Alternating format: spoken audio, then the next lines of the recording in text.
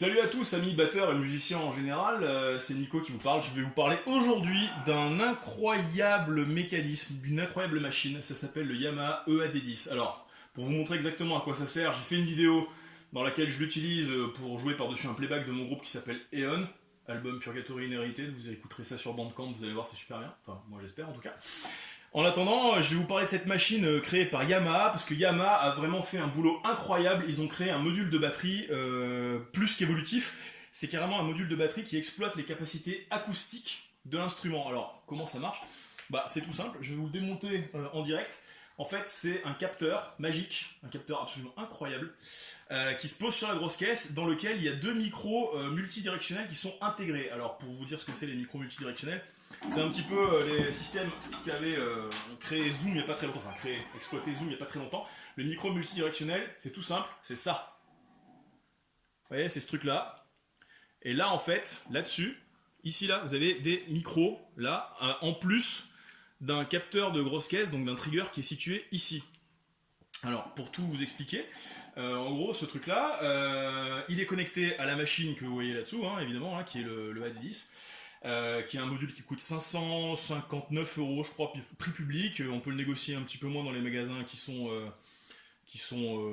à même de vous faire des remises. Hein. Je pense à Style Music et à Rhapsody, notamment, qui sont l'un à la Garde et l'autre à Fréjus, dans le sud, dans le département. Je remercie d'ailleurs Momo de Style Music qui m'a prêté le sien perso pour faire tous les essais et pour faire cette vidéo.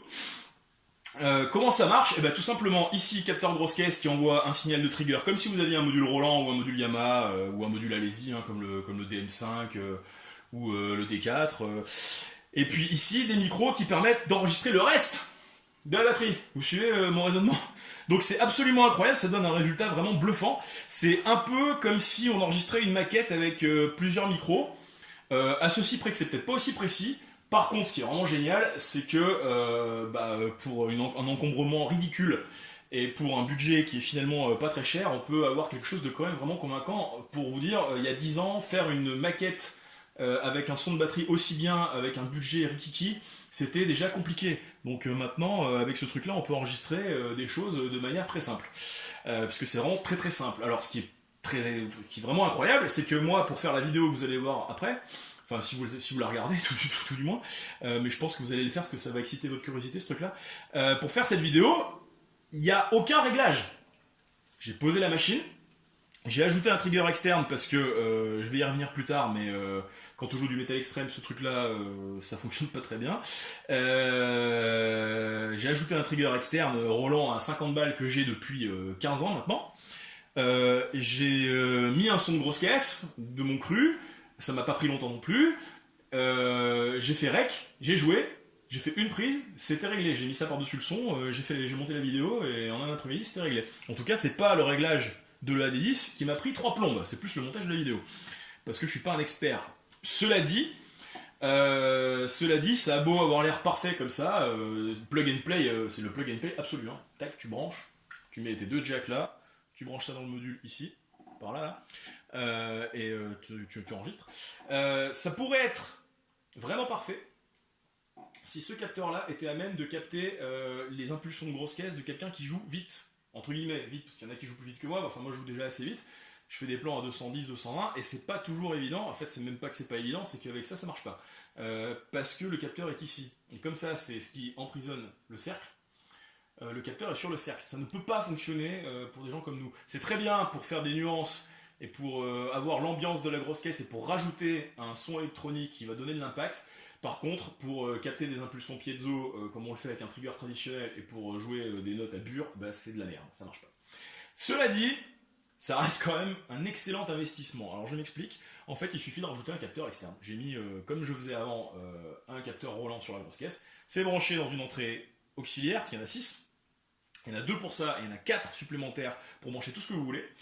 Et j'ai réglé un son de trigger de manière assez simple. J'ai même intégré vite fait un trigger qui venait de l'extérieur. C'est-à-dire que c'est pas les banques de son qui sont dans le Yamaha qui m'ont servi.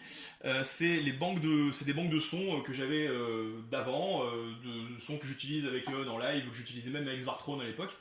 C'est des banques de sons qui viennent de cette époque-là que j'ai intégrées dedans. Il suffit que ce soit des waves en 16 bits, voilà, tout simplement.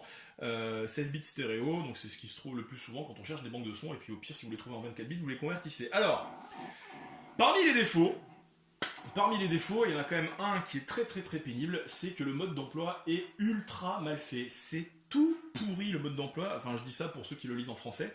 En fait c'est un mode d'emploi en français, traduit de l'anglais, traduit du japonais. Et alors c'est assez opaque et très compliqué parce que je pense que les gens qui se sont occupés de ça ne font pas de batterie. Ce sont des traducteurs qui viennent qui font le métier de traducteur simplement, qui ne sont pas musiciens. Donc c'est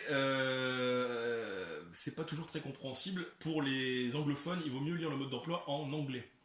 De toute façon, la bonne nouvelle là-dedans, c'est que ce sont des termes auxquels vous êtes habitués, hein, trigger, compressor, device, cable, enfin tous ces trucs-là vous connaissez, que ce soit tous les termes que vous connaissez des modules traditionnels, pan, reverb, delay, les effets, et puis je pense aussi aux paramètres sensitivity, threshold, tous ces trucs-là que vous utilisez d'habitude, les seuils de déclenchement, le volume minimum ou maximum, la frappe maximum au moment où vous voulez que ça déclenche, c'est le threshold, le seuil quoi, le seuil de déclenchement, tout ça vous connaissez. Lisez le mode d'emploi en anglais, téléchargez-le, c'est gratuit. Il est en 2 parties, il est épais comme ça, c'est un machin qui fait 120 pages si on le prend dans sa globalité, parce qu'il y a le mode d'emploi ordinaire et le mode d'emploi référence, qui est beaucoup plus développé, qui vient en détail sur certains points. Vous savez, maintenant qu'on met les modes d'emploi en ligne, c'est plus pareil, hein, il n'y a plus le bouquin seulement, il y a le mode d'emploi, le bouquin, plus les versions internet qui permettent d'avoir tous les détails, parce qu'évidemment, comme c'est une machine moderne, ça fait des milliards et des milliards de trucs. J'en ai pas exploité 5%, je pense, avec ce que j'ai fait. Ça fait une semaine que je l'ai. Après, niveau interface, je vais vous montrer un petit peu comment ça marche. En gros plan. C'est vraiment pas très compliqué. Donc, en gros, vous avez un menu ici. Et là-dedans, donc scène edit. Alors là, c'est leur grand délire. Donc, on édite la scène, hein, c'est-à-dire on va rentrer dedans, hein, tout simplement. Donc on entre, et voilà, là donc on choisit le type d'instrument qu'on a, on choisit les voix. Alors bon, c'est un peu pareil, mais c'est pas vraiment pareil, c'est un peu compliqué. Si vous faites de la batterie électronique avec un module de batterie électronique, vous allez comprendre de quoi il s'agit. Les effets, les volumes, le tempo, ça c'est pour les clics. On sort avec Exit évidemment. Ensuite le menu trigger qui va être l'un des menus les plus intéressants, donc on entre dedans, tac, enter. Donc input mode, c'est pour savoir sur quel trigger vous jouez, la courbe c'est curve, pad type, alors là il y a plein de trucs dans pad type. Dans pad type, il y a notamment le pad qu'on utilise, donc ça c'est mon trigger externe que j'ai rajouté, le Roland qui est câblé par là.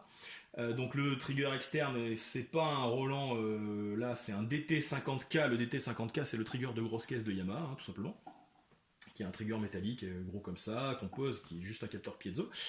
Le DT50, donc j'ai mis le DT50. En dessous j'ai réglé un gain, une sensibilité et un temps de rejet. Donc ça veut dire je capte pas, enfin il fait pas de double déclenchement, dans la mesure du possible en tout cas, parce que c'est jamais parfait ce truc là. Donc ça c'est des paramètres qui sont tarés, enfin pas tarés, mais qui sont indexés à une jauge de valeur créée par Yamaha. Donc ça va pas être la même chose. Par exemple là vous pouvez aller de 0 à 100 je crois. Chez Roland c'est de 0 à 37 ou de 0 à 27. Enfin c'est pas pareil. Il faut chercher un petit peu, faut tâtonner. Minimum level, c'est la puissance minimale au-delà de laquelle se déclenche le son. Max level, bon bah j'ai mis à fond. La vélocité minimum, la vélocité maximum, ça veut dire que je tape fort ou pas fort, 127 étant le maximum, que je tape fort ou pas fort, le son sera de la même puissance. Pour le death metal, c'est comme ça qu'on fait. Wait time, je sais même pas ce que c'est. Ring gain, ça doit être quand on a des effets avec un cerclage pour des pads multizone. Et bon bah ça c'est voilà, c'est la balance, hein, tout simplement. Tac.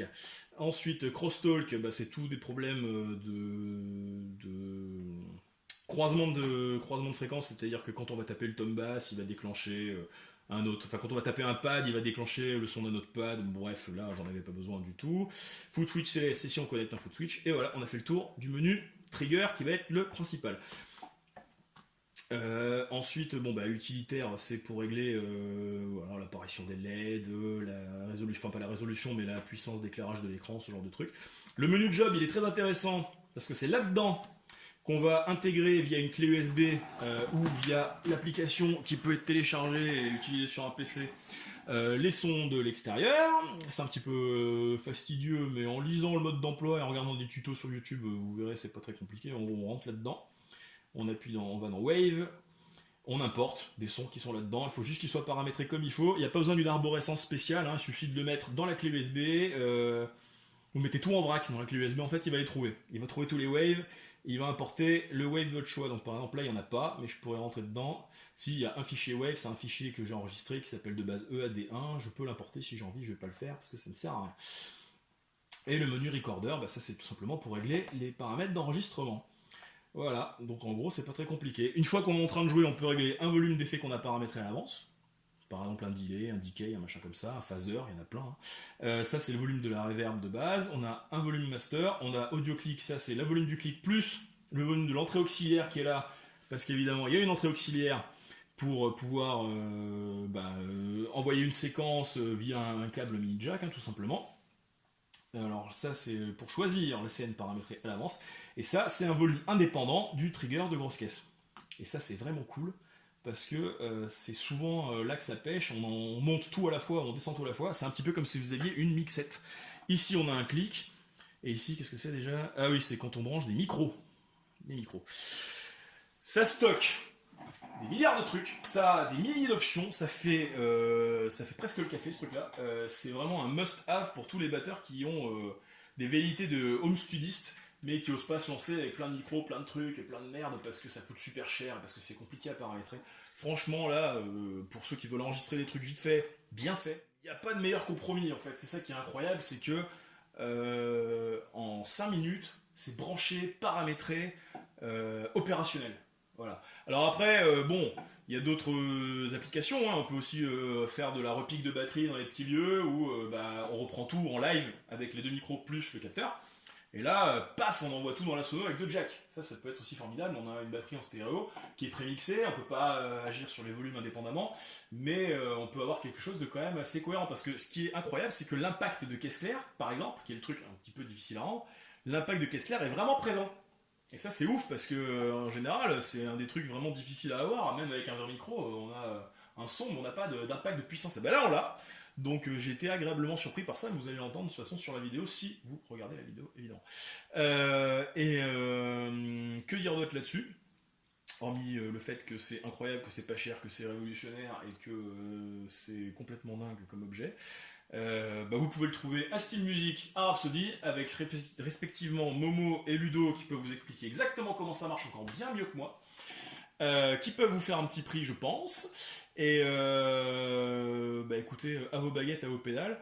Et puis, utilisez le mieux possible le Yamaha EAD10. Je pense que vous allez être nombreux dans les mois prochains à vous procurer cet objet. Allez, salut à tous!